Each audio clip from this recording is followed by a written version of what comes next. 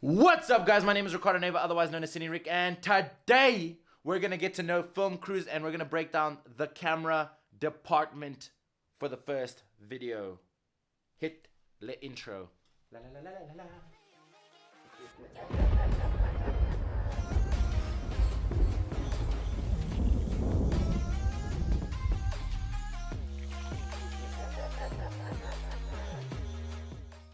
Alright, ladies and gentlemen, boys and girls, children of all ages, today we're going to be getting to know a film crew and what each film crew usually has in essence.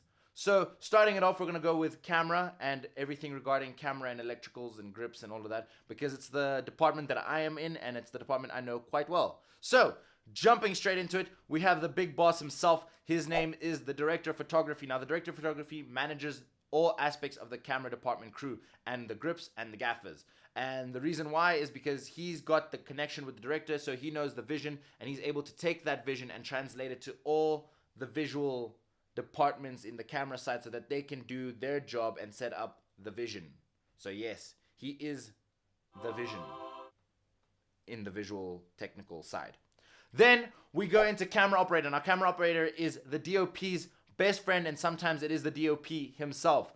Some DOPs really like working their own camera, and some are bound by law to not work their own camera because there's various film laws and those influence how film sets are run. But the camera operators basically works in correspondence with the director of photography to make sure that the shot composition and development of the shot is accurate to the vision.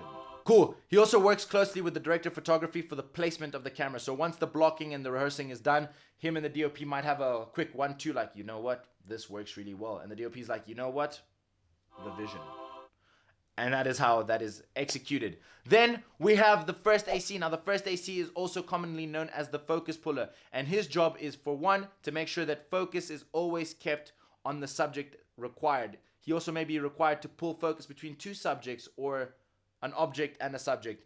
Basically, whatever the vision is, the focus puller will make sure that that is in focus so that we as the audience aren't looking at a blurry image and going like, what is that? Is that a toe? No, it's just his nose, you know. Also, the first AC's job is also to make sure that all the camera accessories and things are managed. So your lens filters, your matte boxes, your lenses.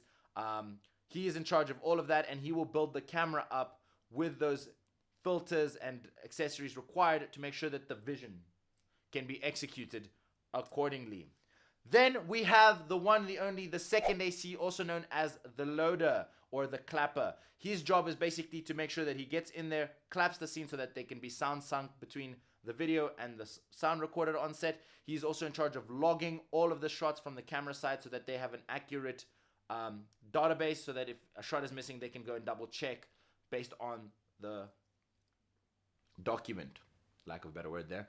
He's also in charge of making sure that batteries and memory cards are handled properly. So if a battery is dead, he will go make sure that that battery gets put on charge and that a battery that has power is brought onto the camera. He's also in charge of making sure that the camera memory cards are transported between camera to the DIT effectively.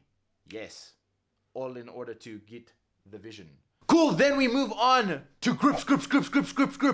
Grips are in charge of building and maintaining all the support systems for the camera. So if there has to be a dolly, they'll build up the tracks and maintain those tracks are leveled and make sure that the camera is as safe as possible for when they need to execute that shot. If they have to build a crane, they will do that and make sure that it is maintained and operated safely. If they need to build a rig that goes onto a car and then from the car it gets onto a crane and then from the crane it dollies into a handheld operator, they'll make sure that all the equipment that needs to support a camera is built and properly placed in there with like all the specifications required based on what the space is available, what the DOP requires, how much the camera weighs. They take all of that and make sure that the camera is put into a safe support system. That is all in order so that the camera is supported and maintained. The support systems are there to make sure that the camera is able to do what it needs to do so that the DOP can get the vision. Cool. Then we have a gaffer. Now, a gaffer is in charge of all the electrical and lighting aspects of the film scene. Basically, the DOP will be like, I need these lights to do this, and the gaffer will be like, I see the vision, and he'll make sure that it is able to be executed. They also build the rigs for those lights. If they need to put an overhead support system, they'll build it, make sure that all the electricals are running to those lights. Make sure that it's easy access to those lights. Make sure those lights are safely positioned, and make sure that then nothing can like trip power and blow up a light that costs hundreds and thousands of dollars. More importantly, they'll be there to make sure that the lighting matches the vision. Cool. So that was the video of where we get to know your film crew. If you want to see more of this, remember to please show this video some love. Remember to follow @CineRick to keep up to date on all the CineRick goodness on TikTok, Twitter, Instagram, Facebook. You know, go do the things. Links are in the description. But if you enjoyed this video, don't forget to like, share, subscribe. You know, all the funky, funny stuff. And I shall see you on the next one. Goodbye.